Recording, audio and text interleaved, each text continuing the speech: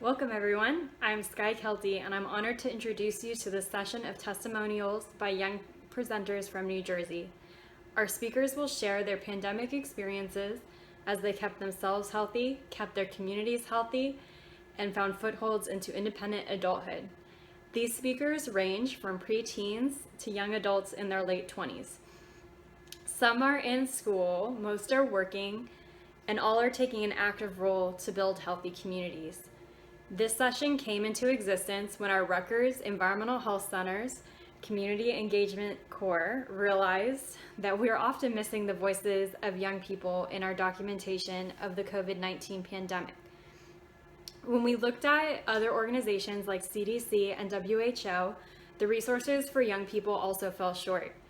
When young people were considered by health researchers, their experiences was often limited to their identity as a student.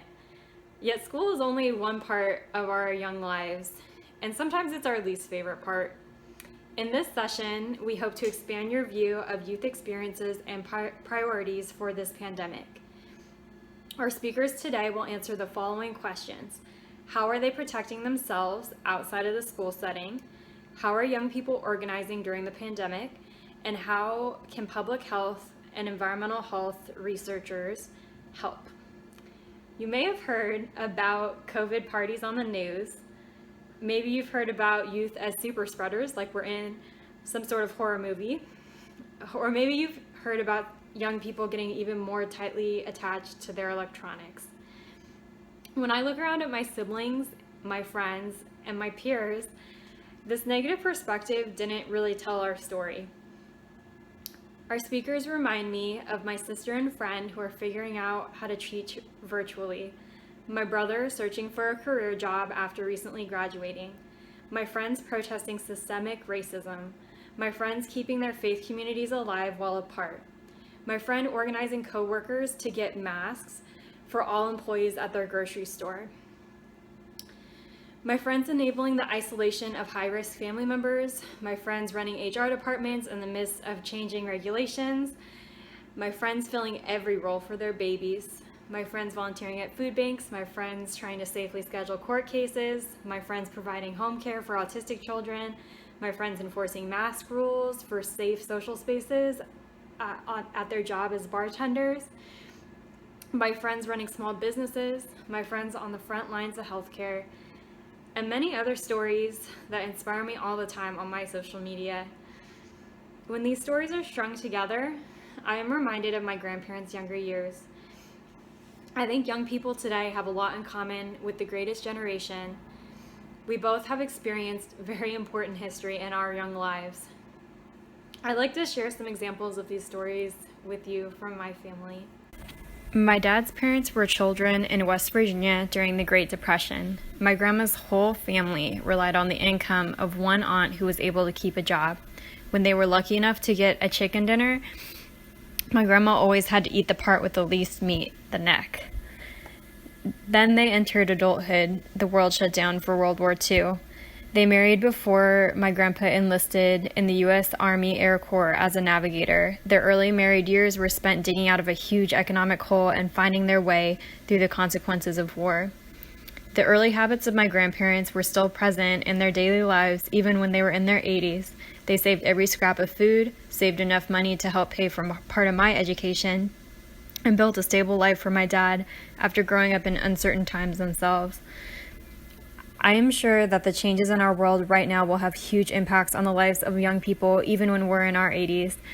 I experienced the Great Recession when I graduated high school in 2010, and just as I graduated my PhD in 2020, we're facing another recession caused by the pandemic. You bet I have a lot more appreciation for my grandparents' excessive toilet paper stockpile after our recent experiences with grocery store shortages. My mom's parents graduated high school at the beginning of World War II. My grandma was a young war bride and lost her husband in the war. She built B-17 bombers on the home front and delayed starting her family while the world was shut down for the war effort. When my grandpa finished high school after one last season of varsity baseball, he enlisted in the U.S. Army Air Corps to become a B-17 pilot. My grandpa saw horrible losses during his deployment. His chances of surviving as a bomber pilot were about 50%, a flip of a coin. When he was 20, he was severely injured in a plane crash and was hospitalized for over a year. He also carried severe emotional injuries as he dealt with the loss of friends in the plane crash and in the war. His roommate at the hospital happened to be a mental health professional, and this connection helped him look into his future with a positive light. He found my grandma, and he used the GI Bill for college. My grandparents sacrificed their youth for the freedom of others, including me. As I look around me today, I see many young people acting just like my grandparents. By sacrificing social events, graduation ceremonies, birthday parties, weddings, dating, starting families, and so many other classic moments for young lives. We are making these sacrifices for the safety and health of our communities, but I expect that we'll carry these losses with us for the rest of our lives. Here's hoping that our world will make intentional investments in our youth and respond to our priorities as we start our recovery from the COVID-19 pandemic. I hope that you will think about the big picture for young people at this moment in history and about implications for the future as you listen to these talks. I encourage you to connect the experiences from your youth to the speakers during the discussion. Were you volunteering to make your community a better place? Were you an activist fighting against racism in the 60s or after the Rodney King riots the year I was born? Did you grow up in a world that was shut down due to disease or instability? Please make connections with compassion and appreciation during this session and the upcoming discussion.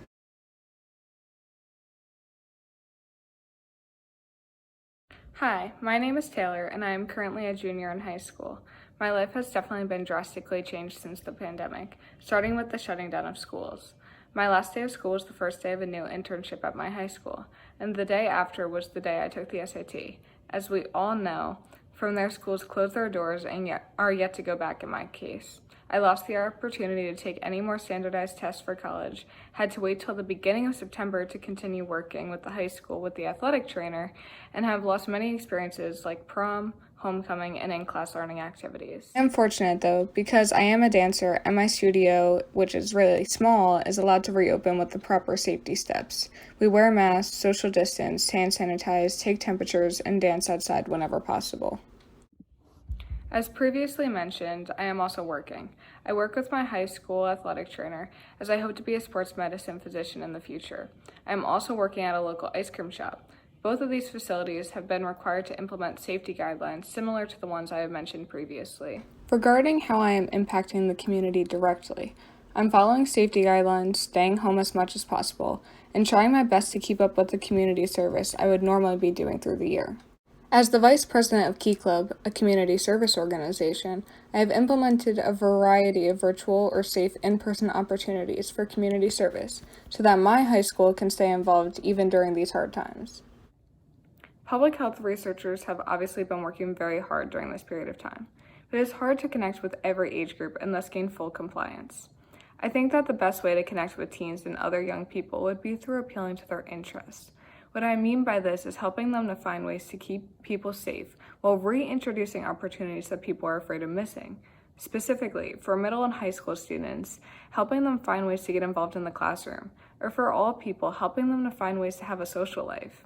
I think that being on Zoom or other similar platforms are exhausting the community, and it would definitely be nice to get some face-to-face interaction, even if limited and with safety measures. Basically, I think the best way to gain full compliance is to implement incentives or to appeal to things that young people are afraid of missing out on. Specifically for me, I worked over the summer doing COVID-19 research for the Liberty Science Center through their Partners in Science program. Here's a brief clip explaining what I did for them. I was one of 19 participants in the Partners in Science program here at the Liberty Science Center, and we each got assigned different research fields. And being as COVID is such a big part of our lives today, it was something that really interested me. So I became a certified contact tracer through Johns Hopkins program on Coursera.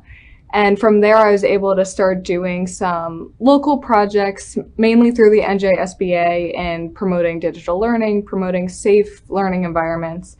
And then from there, I was able to work with the Liberty Science Center to create a safe space. So specifically going through the exhibits, looking, can we open this one? Is it possible to modify this exhibit without losing what you were supposed to be learning? And from there, we implemented some safety guidelines, wearing masks, washing our hands frequently, limiting the hours for cleaning, things like that. Basically, just to build the Liberty Science back to what it once was, but still create a safe space for everyone. Through this research, I noticed that the steps to keeping people safe are pretty much there. It's more a matter of getting full compliance. Again, I think using incentives will help motivate people, but overall, I feel more research needs to be done to ensure the youth is not only not getting sick themselves, but also not spreading the illness to others. I hope that with the eventual release of a vaccine, people will realize the benefits of compliance, and society can hopefully go back to normal.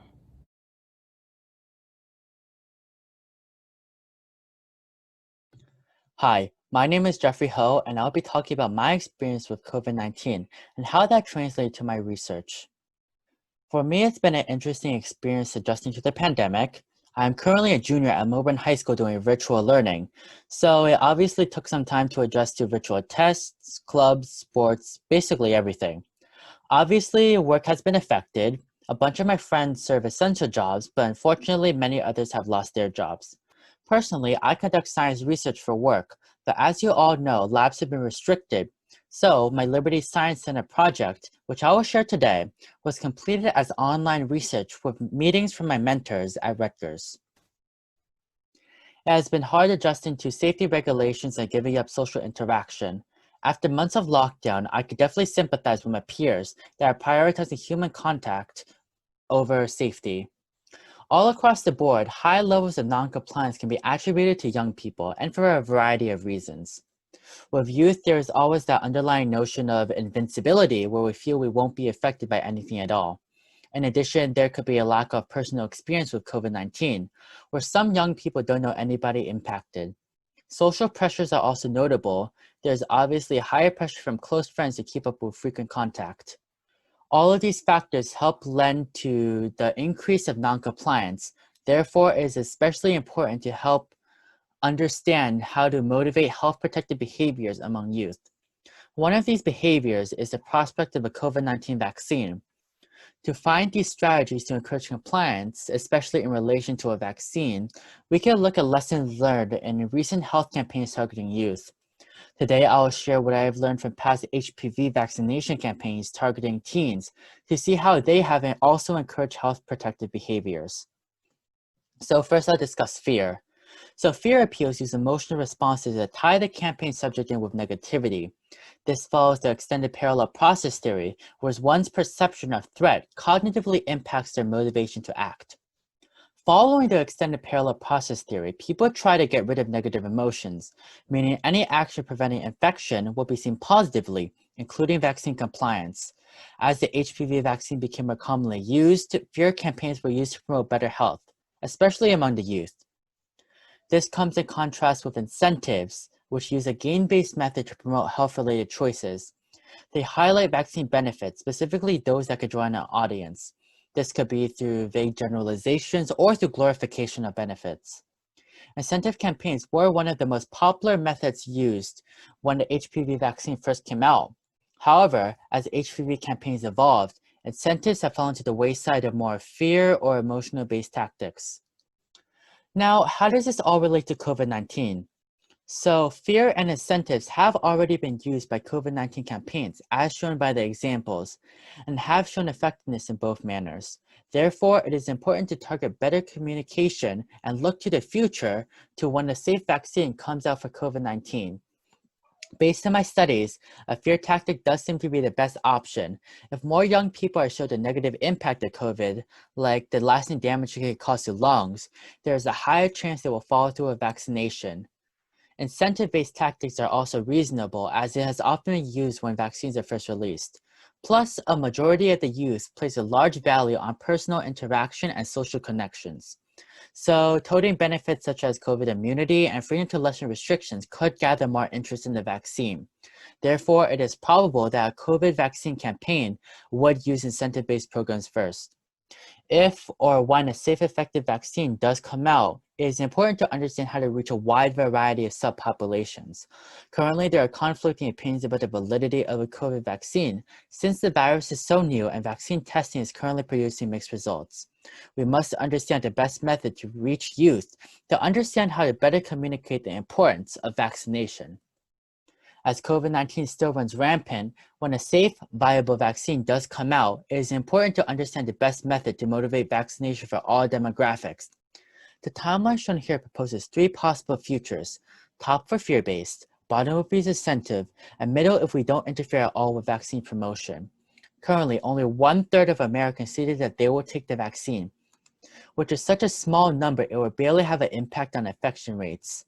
If residents refuse to vaccinate themselves or even follow basic safety measures, it seems this virus is sticking around much longer than we imagined. Thank you.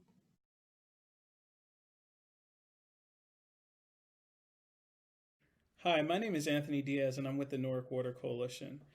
I think one of the interesting things about this generation is our focus on mental health. You cannot continue to do any kind of work, organizing or professional, while under duress. It's safe to say that our entire country is under duress this entire year, and that goes double for Black and Brown youth. I think so. This focus on mental health has allowed us to really tackle some internal issues, and with that, we can begin to do the outside work.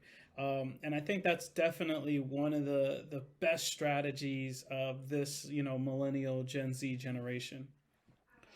Um, I think the way that researchers can connect with young people during the pandemic to support their interest is being consistent. The world needs now is not just another dry academic journal, but a retelling of important stories of the youth. It needs to document everything that's happening during this pandemic through the eyes of one of our most vulnerable populations. I believe without a doubt you'll start to see some correlations and overlap when you start to focus on the personal. Um, I believe the biggest challenge for young people in my network, especially, is trying to balance safety both physically and mentally. So, safety in the sense of COVID and marching in the streets, and we know all of the racial social justice stuff that's going on as well. And then that also plays a role into the mental health part. I believe most of our organizations and communities are underfunded or not funded at all to tackle some of the personal issues that we all face. In the beginning or the height of the pandemic, I faced some real serious depression, and it was very tough for me. And I felt like there were no professional services that could help, that was specifically targeting Black and Brown youth or just young adults in general. A lot of the older generation is like, you kind of just work through your problems, and that's not the case anymore. And we see that, we don't want to burn ourselves out. There's such a big focus on self care.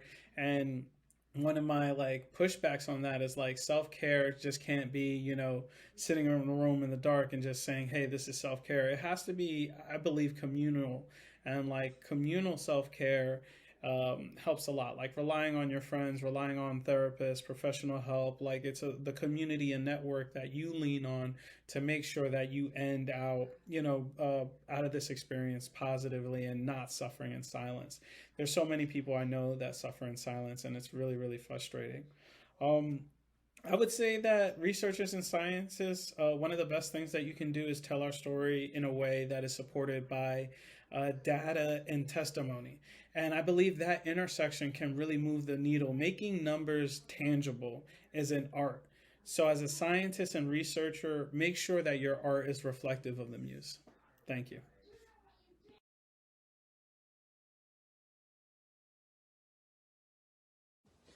Hi, my name is Micah Davis. I am a 4-H participant, and today I will be putting in my input on your questions. My mom had a project at work, and I helped her create bags for kids who may not have technology at home so that they can do projects with their families. Researchers can get to teens by social media. The most popular ones are Instagram and TikTok, because TikTok you can publish short videos and use direct messages, while on Instagram you can post pictures and do polls. It's getting cold outside, so some ways that maybe we can stay social and be socially distanced or maybe create a bonfire outside, get bundled up, wear a mask, and stay 6 feet away from each other. Thank you for listening to my input on your questions. My name is Micah Davis, and I am in middle school. Bye!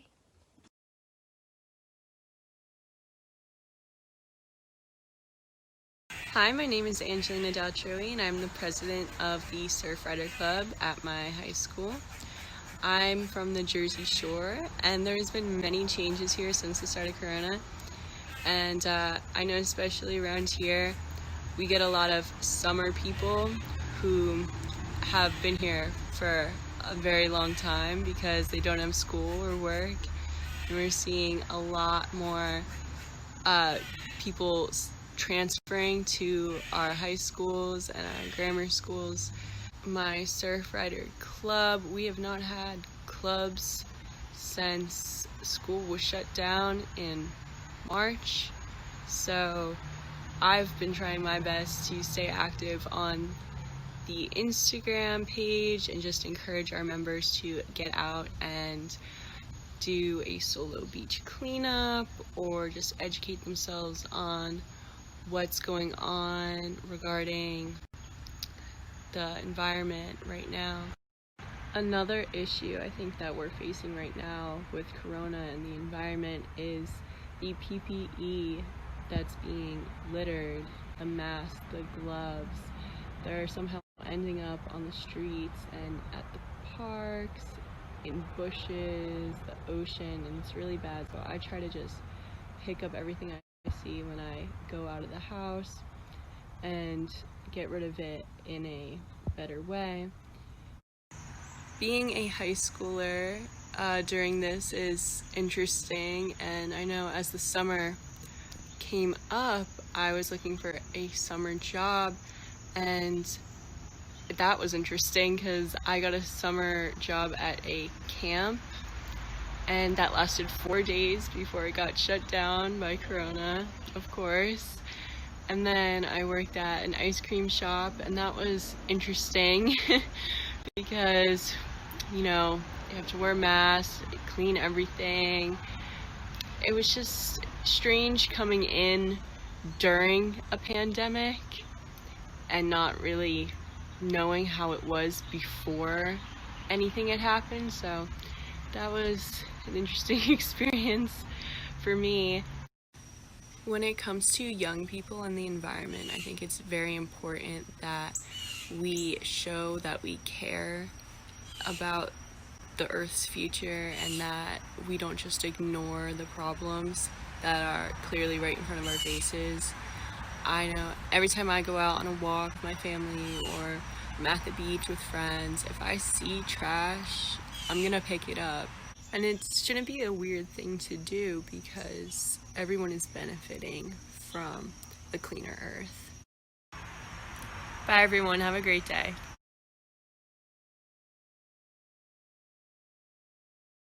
Martinez, And I'm Dale Berchinsky. and we are part of the 4-H and Middle Earth Student Ambassadors for Community Health.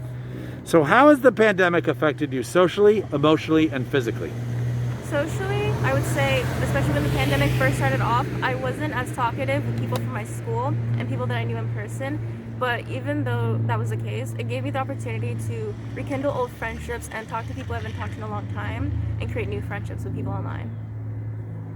Emotionally, it's been a wild ride because we started in this state of shock that this was even happening. Then we moved through a series of false hopes where we thought things were getting better, and then more things got shut down. And so that's how it's been. And physically, obviously, we've been physically distanced from each other. So what are you doing about it? How are you coping? when the pandemic first started, I wasn't coping the best, I would say, especially because of the shock of everything. I was really lost of what to do. But as quarantine has gone on, I would say I've been able to cope very well. I've been able to focus a lot more on my mental health, and I've been able to partake in activities that I really enjoy, such as just reading and writing and that kind of stuff. One thing that's really helped me is having a routine, so this way I know that I'm going to do the same thing every day, and then I can just, the next day I'll be doing the same thing over again, and it's helped me push through day to day. Okay, so have you helped out in some way, and how has that doing helped you? Within the student ambassadors, we focused a lot this year on mental health, and especially the mental health of teenagers during this pandemic. So we created a website, and on the website we not only have a bunch of mental health resources provided both in English and in Spanish, but we also had a section where we talked a lot about how to cope within quarantine, such as different exercise routines, along with different things to do during quarantine to help you pass the time and be able to really cope well. I feel like this has really helped me personally because I've always been the kind of person that really wants to be helpful. So it really has helped me be able to feel like I had a reason to do something. And it also gave me more of a schedule, and it gave me something to be motivated to do every day. Another thing we did was build this free food pantry, which provides the community of Bound Brook with both a place to leave donations and take as they need. How this helped me was it gave me a clear-cut project with a clear-cut deadline, and it gave me something physically to do. Okay. What do you suggest adults can do to help? It's during all this, I feel like adults can really help by talking to teenagers and see how they're coping, and really get a better insight of how teenagers feel about everything, because there's no two teenagers that think the same way. You can ask one teacher how they're coping, and it'll be completely different compared to how another teenager is coping. So I feel like by creating an open space where teenagers can feel free to talk about what's going on and be able to provide different opportunities to cope with everything will be very beneficial. Along with that, understanding that there is no catch-all solution to this. You can't just have everyone do one thing and that'll make everyone feel better. So understand that some teens might want an engaging activity while others might want to be passive and self-reflective. And so don't try to force one solution onto everyone.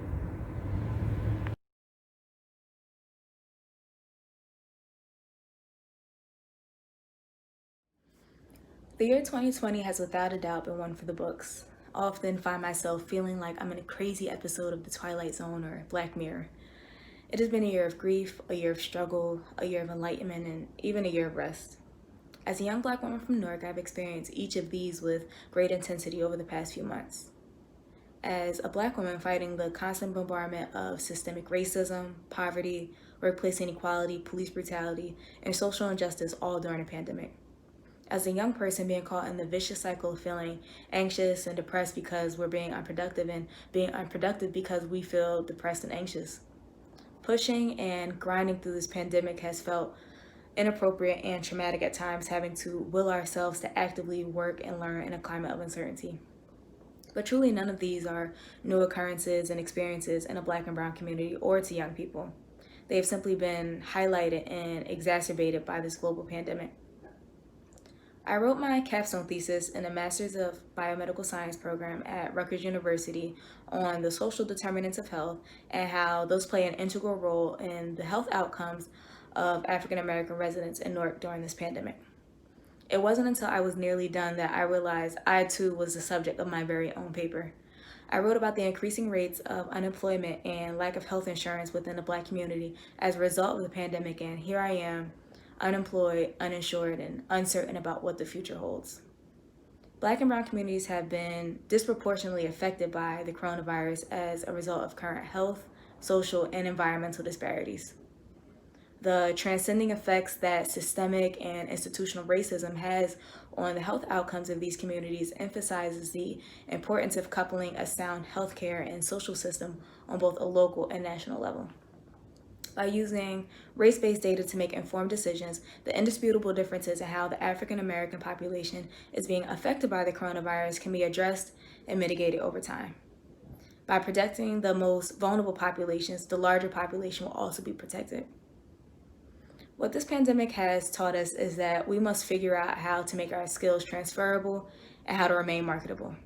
It's an interesting time for young people as we progress through our formative years into the early foundations of our careers, trying our best to acquire knowledge and skills that will stand the test of time. The rates of unemployment are climbing, and sectors that were once plentiful are drying up, which is truly a bleak sight for the bright-eyed graduate with a very expensive degree behind them now. By opening up research positions and field opportunities, it will allow us to cultivate our skills and be a better service. Offering entry-level positions that do not require 5 years of experience will allow you to acquire young, fresh, and eager minds that can help diversify your teams and develop innovative solutions to problems. In the meantime, young people have been making great strides in supporting their communities through food delivery services, volunteering, and by using their voice on social media. Being proactive and vocal through protests, marches, and mass movements, and engaging political and elected officials truly has made 2020 the most visible year yet. Poet and MC Jackie Hill Perry wrote, "You need a thick skin and soft heart to stay faithful in this world. Thick skin to be able to handle the daily trials we will continue to face as we maneuver through this new normal. A soft heart to be able to extend compassion to those who are in need or cannot advocate for themselves. And what we will remain faithful to is the future, faithful to moving forward, faithful to the vision of a better tomorrow. It won't always be this overwhelming. It's important to remember that even amidst the unrest, we must actually rest. While at times young people are engaging in unhealthy practices by hanging out and partying, I believe this generation has the best grasp on mental health awareness and the power that comes from taking a break and resting. Sick days do not only pertain to physical ailments. Mental well-being is just as critical to exceptional performance as a healthy body. While striving to make our mark in the world, we realize that amidst the chaos and disarray, a break is needed. In an era where information from all over the world is accessible, time to unplug and unwind is critical to mental health. Novelist Arundhati Roy wrote, "The pandemic is a portal." While this very real and very tragic pandemic is unfolding right before our eyes, the brokenness that has come from this year's events has forced us to rethink and reimagine the world that we live in. The idea that we will go back to a normal is a fleeting one, and we must cope with the thought that globally we will have to create a new way of living going forward. We cannot undo or unsee what has transpired this year, only continue with the knowledge that we now have and make educated action steps. Collectively, we may be tired, emotionally drained, but a brighter future awaits.